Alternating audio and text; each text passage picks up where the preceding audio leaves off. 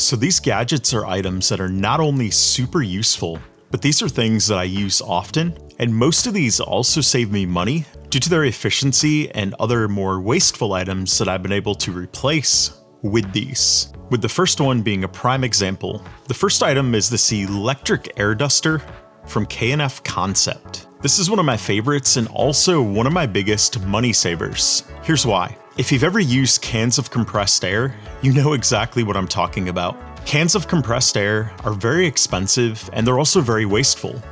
Once you've used the can of compressed air, it gets thrown away, you can't use it again. But this right here has completely replaced all those cans of air.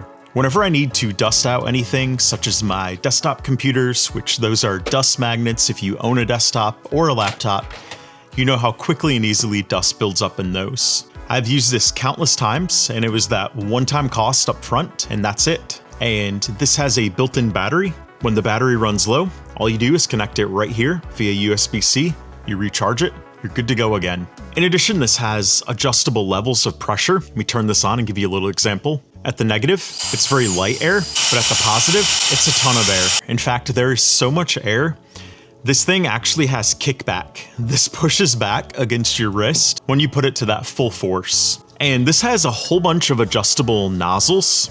So this nozzle right here is one that I prefer to use, but it's got a whole bunch of different ones and a whole bunch of different attachments. So you can customize this depending on your use case. And just to show you how powerful this is, I tried to find the oldest, dustiest item that I own. And currently it is one of those old HPZ desktops. And I've not used it in a couple years, but I opened that thing up and sure enough, it was full of dust and I blasted it out so you could see how much dust could be blasted out when using this. It was a lot. The second item is this Sharge Pixel 140 watt wall charger. And the reason I have it in the box here is the box has a pretty cool diagram here of what this can do, and I like how it comes packaged. But this is what it looks like right here, and it's got this display on it so you can actually see how many watts each of these ports are using. You can toggle through that with the buttons right here, and it has the 3 USB-C ports right here on the side. And if you only use one of these ports, you can do up to 140 watts. So as you can imagine, this is great for charging laptops, especially MacBook Pros. And in addition, you can have 2 other USB-C cables hooked up. And so if you have other things charging, one port will be able to max out at 100 watts when you have multiple ports charging, but this is going to adjust dynamically depending on how much power each item needs. And this is because of that 5th gen GaN technology, which is very efficient. It'll help this adjust as needed depending on your charging situation. This is especially useful when charging multiple devices. I regularly use this for my MacBook Pro, an iPad, and my iPhone. In addition, I often find myself plugging my action cameras into this to charge them when I'm indoors. Especially if they have the fast charge capabilities, this will charge those really quickly. And in addition, when I'm on trips and I have multiple devices to charge, this is also useful. I can plug this in at a hotel or wherever I'm staying. I don't have to bring a bunch of power cords, which when you're traveling, you want as few power cords as possible. They get tangled, they take up a lot of space. So this is very efficient for that. Next is this driver kit from iFixit. This is the iFixit Mako driver kit with 64 bits in it. And I've actually owned this for many years now, and I use it really often. The price is great, it's well designed, and it's reliable. So I build my own computers and I do a lot of computer repairs for both myself and family. But in addition, my children also have toys that often need batteries changed in them, and this is useful for that as well. It's simply my favorite driver kit for the price. Next is this SanDisk Extreme Portable SSD. These are great. I own a couple of these. I own a couple 2TB ones, and then I also own this 4TB one. And this 4TB one has a little bit slower read and write speeds than this one.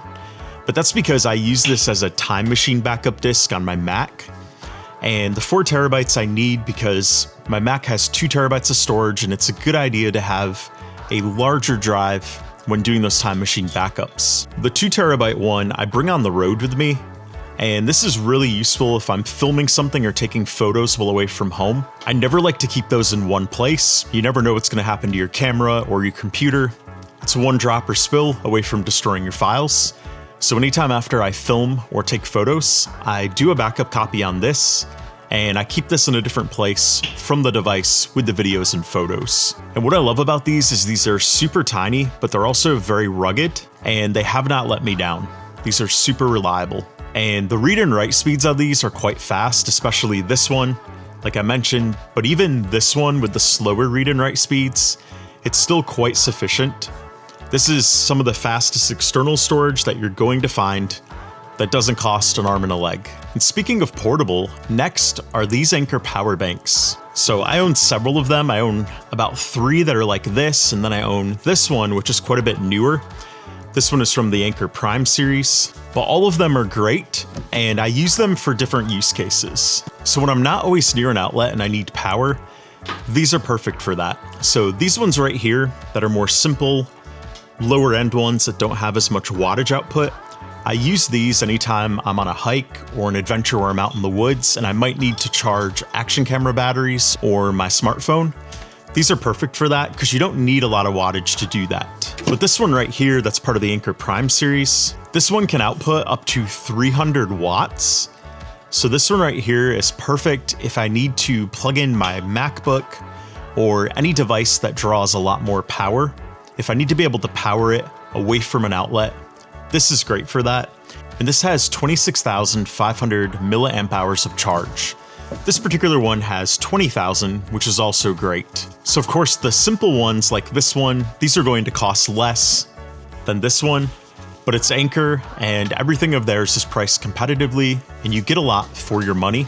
So that's why I love Anker. These have not let me down. This one I've been using for about 4 years now.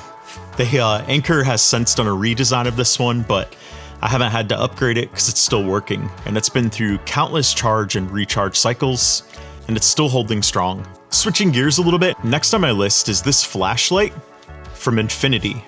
This is the Infinity X1, and I know flashlights aren't that exciting. Flashlights are a pretty common item, but this one, what I like about it is, first of all, it can output 5,000 lumens of brightness. That is a lot of brightness. Now, it does have some other modes that aren't quite as bright, which are often enough, but I've taken this through some really dark tunnels, and when you're in the middle of the tunnel and it's really dark, this is great for that. It puts out a whole bunch of light, and I actually took it on one of my adventures that I filmed using a camera in there, and it was definitely really good lighting for that.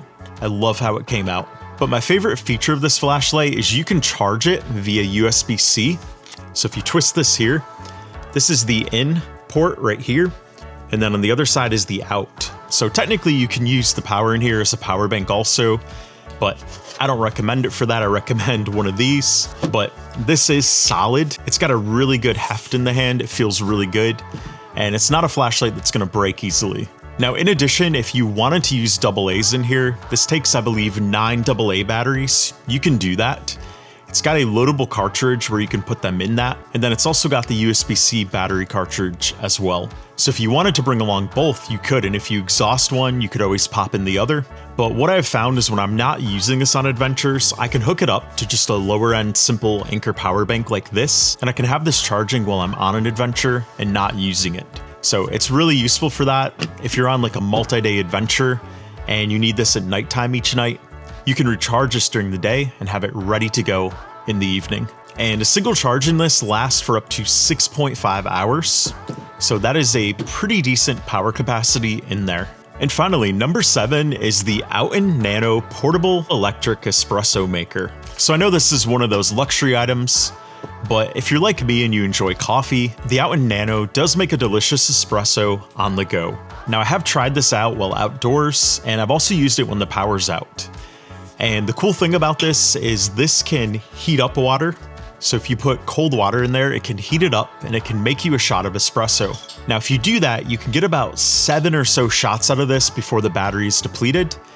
But if you have the ability to get really warm water or even hot water and put it in here, this can brew a ton of espressos before the battery runs out. So if you're on an adventure in the woods and you have the ability to heat up water over the fire at nighttime and then pour it into here to make coffee, you're going to be able to make a bunch of coffees before the battery in here is depleted. But of course, this also has USB-C charging. So I know you're probably thinking what I'm thinking. You can use this power bank to charge this on the go as well. See, these really are super useful. And for charging this, you don't need the higher end Anker. The lower end one like this will also charge it just fine. You don't need a lot of wattage or amperage to charge this. It is worth noting this has both a pot adapter and a ground coffee adapter. So depending on your preference, you can brew coffee with this with those pods, or you can brew coffee with the actual grounds. Either one is going to work. And this cup right here, I like the rugged feel to it. And this doesn't affect the taste of your coffee, which is really important. You don't want it to taste like plastic, anything like that. And there's also a really good clean out process on this when you're done with it. There's a process for putting the water in, and then you push the button and it's going to shoot it out under high pressure. That way you don't have to worry about it getting moldy or dirty inside. So those are my 7 favorite tech gadgets for 2025. I've linked to each of these in the description below if you want to check them out. And if you'd like to see other content like this, check out this playlist right here.